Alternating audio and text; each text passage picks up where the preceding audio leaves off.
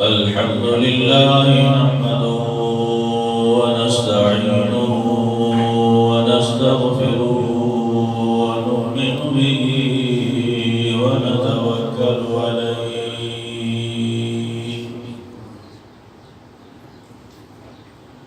ونعوذ بالله من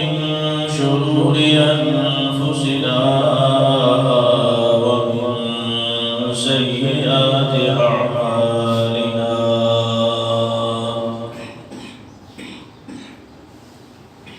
من يهده الله فلا مضل له ومن يضلله فلا هادي له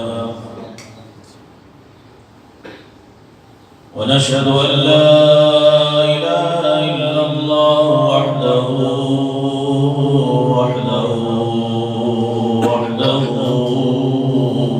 لا شريك له ونشهد أن سيدنا وسندنا وكريمنا ومرجانا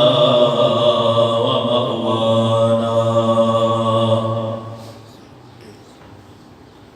ورؤوفنا ورحيمنا وحبيبنا وطبيبنا محمدا عبده ورسوله صلى الله تعالى عليه وسلم. أما بعد فأعوذ بالله من الشيطان الرجيم. بسم الله الرحمن الرحيم.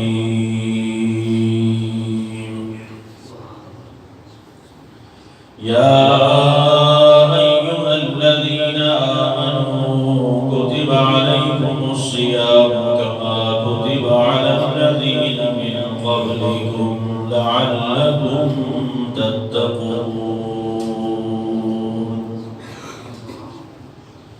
صدق الله مولانا العظيم وصدق رسوله النبي الكريم الأمين ونحن على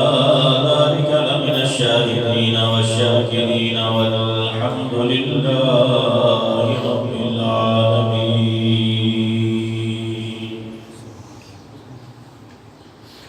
بندے پروردگار محمد احمد نبی دوست دارے چاہے عالم تابع اولاد علی مذہب حنفیہ دارم ملت حضرت خلیل خاک پائے غوث اعظم زیر سایہ ہر ولی ہزار بار بشویم دہن سے مشکو گلاب ہنوز نامے تو گفتن کمال بے ادبیست بلغ العلا بکمالہ کشف الدجا بجمالہ حسنت جمیع خصالہ صلوا علیہ وآلہ. اللهم صل على سيدنا شفيعنا ومولانا محمد وعلى آل سيدنا شفيعنا ومولانا محمد وبارك وسلم عليه صلى الله عليك يا رسول الله وسلم عليك يا حبيب الله صلى الله عليه يا رسول الله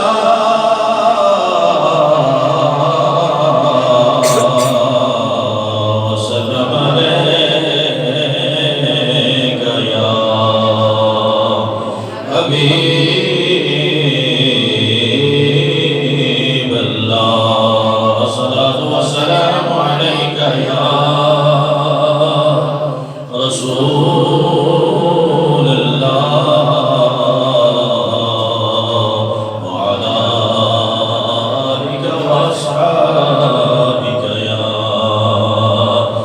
حبیب اللہ۔ حمد و صلاۃ کے بعد پیارے بزرگوں اور دوستوں، اس ناچیز نے قرآن مقدس سے آیت کریمہ تلاوت کی، دعا فرمائے اللہ تبارک و تعالی مجھے حق کہنے، آپ کو حق سننے، مجھے اور آپ کو حق پر عمل کرنے کی توفیق عطا فرمائے۔ عزیزان محترم، ماہ رمضان المبارک کا بابرکت اور مقدس مہینہ ایک بار پھر اللہ تبارک و تعالی نے ہمیں اپنی زندگی میں نصیب فرمایا ہے۔ دعا ہے اللہ تبارک و تعالی ہمیں اس ماہ مقدس میں خوب عبادت کرنے اور اس کا احترام کرنے کی توفیق عطا فرمائے۔ یقیناً ماہ رمضان المبارک اللہ تبارک و تعالی کی طرف سے ہمارے پاس مہمان بن کر آیا ہے، تو مہمان کی عزت اور اس کا احترام کرنا یہ رسول اللہ صلی اللہ تعالی علیہ وسلم کی سنت مبارکہ ہے۔ اور خصوصاً پھر جو مہمان رب کی طرف سے آئے، ہر مہمان کی اپنی شان اور اپنی قدر ہے، لیکن جو رب کی طرف سے مہمان بن کر آتا ہے پھر رب فرماتا ہے اس کا احترام جو کرے گا اس کے بدلے میں کیا ملے گا، اسے میں اس کی صغیرہ کبیرہ گناہ بخشوں گا۔ ماہ رمضان کا چاند ظاہر ہوا، فضل کی بدلیاں چار سو چھا گئیں۔ ماہ رمضان کا چاند ظاہر ہوا، فضل کی بدلیاں چار سو چھا گئیں۔ رحمت کبریا جوش پر آ گئی، بارش فیض و عرفان برسا گئی۔ حق تعالیٰ نے اس ماہ ذیشان میں کیسے کیسے انعامات بخشے ہمیں۔ ایک رمضان دنیا میں کیا گئے، عرش کی نعمتیں فرش پر آ گئیں۔ ایک رمضان دنیا میں کیا گئے، فرش کی نعمتیں عرش کی نعمتیں فرش پر آ گئیں۔ پھر یہ پرفیض دن ہم کو حاصل ہوئے، پھر یہ پر نور راتیں ہمیں مل گئی۔ زندگی میں میری پھر بفضل خدا ماہ رمضان کی ساعتیں آ گئیں۔ ایک نیکی کی 70 ملی نیکیاں، اس عبادت کا 70 گنا اجر ہے۔ روزہ داروں کی رمضان میں قسمتیں بے شبہ بے گمان اوج پر آ گئیں۔ ماہ رمضان کا چاند ظاہر ہوا فضل کی بدلیاں چار سو چھا گئی رحمت کبریا جوش پر آ گئی بارش فیض و عرفان برسا گئی اللہ تبارک و تعالی ہمیں اس ماہ مقدس کی رحمتیں اور برکتیں لوٹنے کی سعادت نصیب فرمائے عزیزان محترم یقیناً خوش نصیب ہیں وہ حضرات جو خصوصاً ان ماحول میں اس ماہ مقدس میں اپنی عبادات اور اپنی مصروفیات اور اپنی زندگی کی معمولات کا پورا شیڈول چینج کر کے وہ صرف اور صرف اللہ کی رضا کے لیے اس ماہ مقدس کا احترام اس صورت میں کرتے ہیں کہ اس کا روزہ بھی رکھتے ہیں اور رات کو تراویح بھی پڑھتے ہیں سرکار دو جہاں صلی اللہ علیہ وسلم نے ارشاد فرمایا جس نے اس ماہ مقدس کا دن کا روزہ رکھا اور رات کو اس نے تراویح پڑھی کھڑے ہو کر قیام کیا نفل ادا کیے اللہ کے محبوب علیہ السلام ارشاد فرماتے ہیں اللہ تبارک و تعالی اس کے صغیرہ کبیرہ گناہ بخش دیتا ہے جب اللہ تبارک و تعالی کی رحمت اتنے عروج پر ہو کہ عزیزان محترم تھوڑی سی عبادت کرنے پر رب تعالی اتنی نوازشات فرما دے اللہ کے محبوب علیہ السلام نے مزید کیا ارشاد فرمایا کاش کہ ہمیں اس ماہ مقدس کے ادب و احترام اور اس کی برکات اور اس کے فیوز و برکات کا علم ہوتا سرکار دو جہاں صلی اللہ علیہ وسلم نے ارشاد فرمایا اگر میری امت کو پتہ چل جائے کہ رمضان مبارک کے کیا خیر و برکات ہیں وہ یہ تمنا کریں کہ سارا سال رمضان رہے آپ کی یہ ڈھیلی آواز سبحان اللہ کی یہ بتلا رہی ہے کہ کیا خوشی نہیں ہوئی ماہ مقدس کی ایمان جس میں تازہ ہو جائے روح کو روحانیت مل جائے دل کو تقویت مل جائے ایمان کو تازگی مل جائے سارے سال کا زنگ اتر جائے عزیزان محترم میل اتر جائے اندر کا بھی باہر کا بھی تو پھر رب کا شکر ادا نہ کریں سرکار دو جہاں صلی اللہ علیہ وسلم نے ارشاد فرمایا اب رب کی نوازشات کی بارش اور اس کی عنایت دیکھی عزیزان محترم کاش ہمیں یہ بات سمجھ میں آ جاتی کہ وہ رب ہم سے کتنا پیار کرتا ہے پر کتنا مہربان ہے اللہ کے محبوب علیہ السلام نے ارشاد فرمایا جب روزہ دار نیند سے بیدار ہوتا ہے رات کے ٹائم جب وہ پہلو بدلتا ہے اپنے جسم کو حرکت دیتا ہے حاتم غیب سے آواز آتی ہے اٹھو اے اللہ کے بندے اٹھ